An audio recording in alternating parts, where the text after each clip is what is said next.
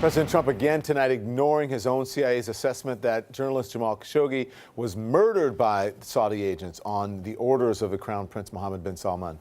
The president, in an interview with the Washington Post, claiming that assessment is not definitive. So I want to talk about this now with Fareed Zakaria. He's the host of Fareed Zakaria GPS. Good evening, sir. Good to have you on this evening. So again tonight, President Trump brushing off the CIA's assessment of the Saudi Crown Prince that he ordered the assassination of journalist Jamal Khashoggi. This is what he told the Post.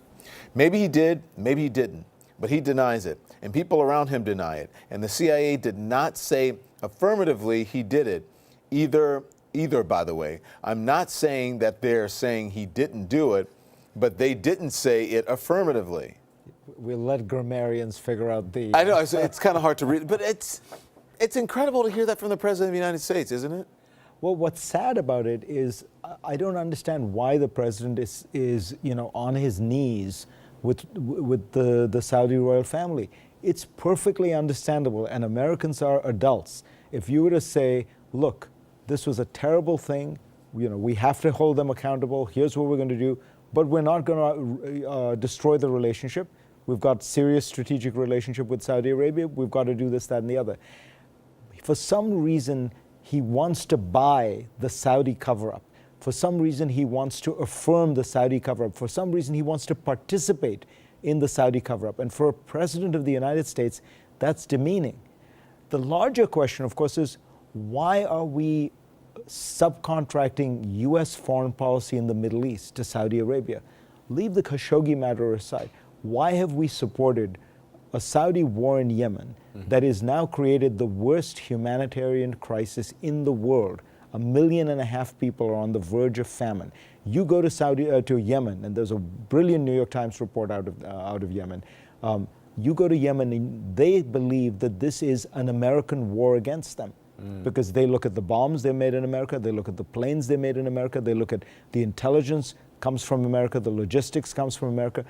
And we're being implicated in this war that most Americans don't even know we're participating in. Why? What American interest does it serve? What American interest did it help that the Saudis kidnapped the Prime Minister of Lebanon and tried to shake him down?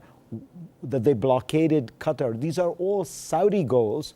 Why is the U.S. implicated in them? Well, that's a good question, because is anyone that ignorant of what's going on, especially the leader of the free world? Is it just that he doesn't really care?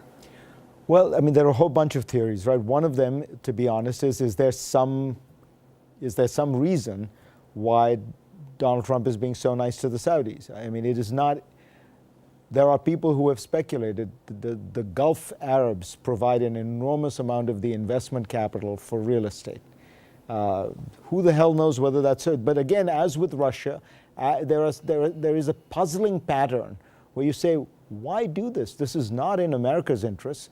Why are we getting ourselves implicated in the middle of a very complex Middle East situation, consistently on the side of a very dangerous Saudi foreign policy that has not succeeded anywhere? But that very weak response. My grandmother had this saying, you remember, come see, come saw, like it's, maybe this, maybe that. That's basically what he's saying, maybe this, maybe that. It seems like a U.S. president should be more definitive, and that just doesn't. So obviously he's like, I really don't, basically what he's saying is I really don't give a crap. Well, and there's also a level of, frankly, a lack of sort of seriousness to the foreign policy. So if you look at George Bush Sr., he was president during Tiananmen Square. This is, remember, when the Chinese cracked down pretty brutally on student and pro-democracy demonstrators.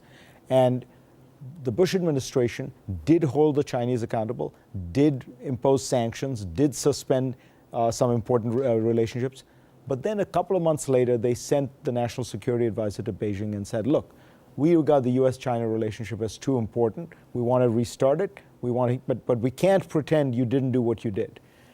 So that seems to me an adult, serious way to have this.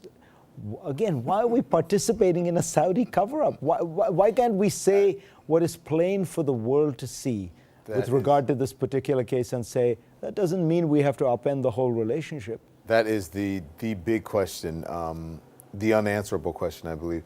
So, jaw-dropping moment today. Were you watching John Bolton live? I don't know if when he said, I didn't even listen to it. I don't speak Arabic. Do you speak?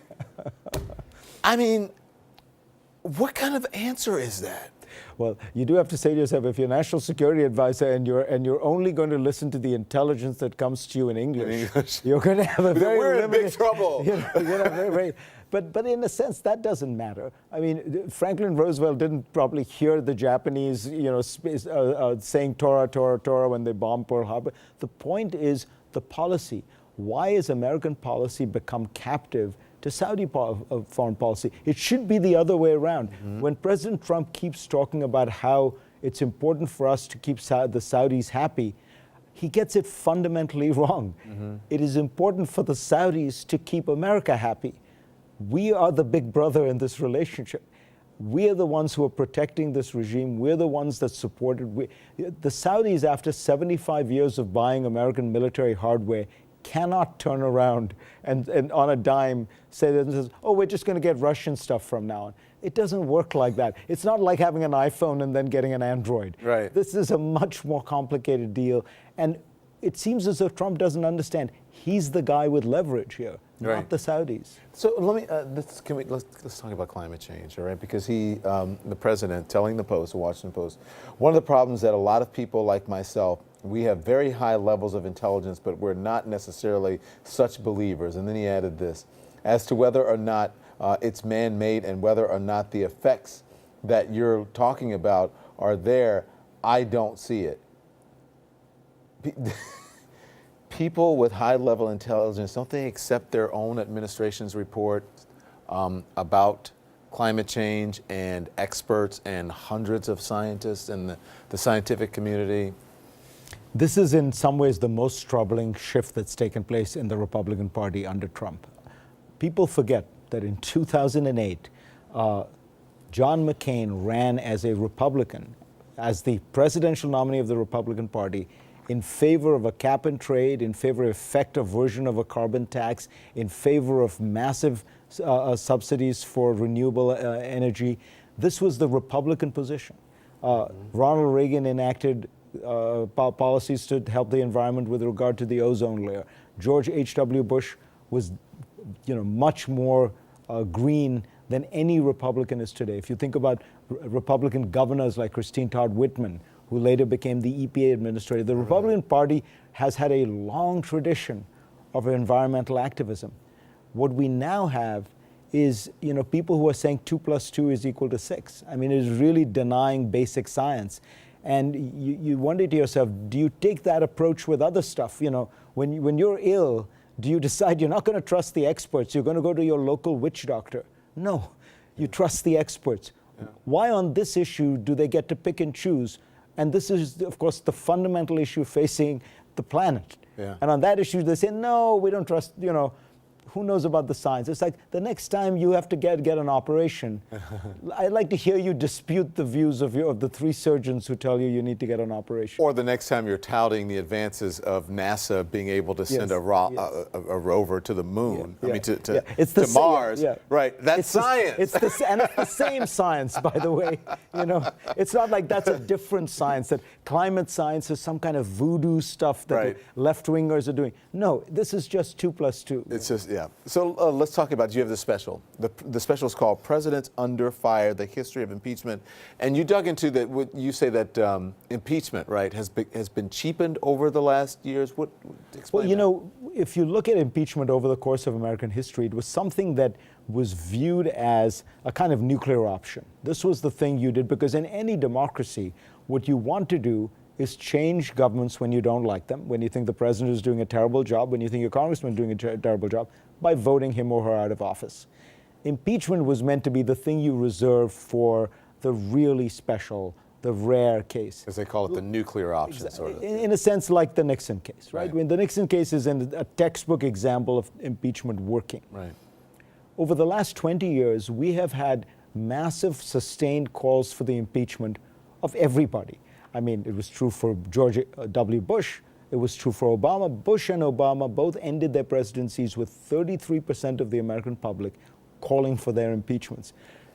Some large number, I think in that range, called for the impeachment of Hillary Clinton when she wasn't even president. Well, so you think about in some places she is president. She's president in people's minds. and of course you have it with Trump. And the danger of this kind of rhetoric is we now have a case where you really do want a serious analysis of what exactly the charges are, what is the evidence, but it has become the sort of the tool that everybody uses just instinctively. So what we decided to do was go back to the history, go back to the founding, go back to look at the Nixon case, look at the Clinton case, which are fascinating examples, by the way, two very different cases of how impeachment worked. And what lessons can you draw from it? Yeah. You got what I meant, right? Especially if you watch some networks, you would think that Hillary Clinton is president. Absolutely. I totally got what you Well, I mean, she's still being attacked. The people still talking about locking her up. And so it's only one step from there to impeach her. Impeach her! Oh, my gosh. Thank you, Fareed. Always a pleasure.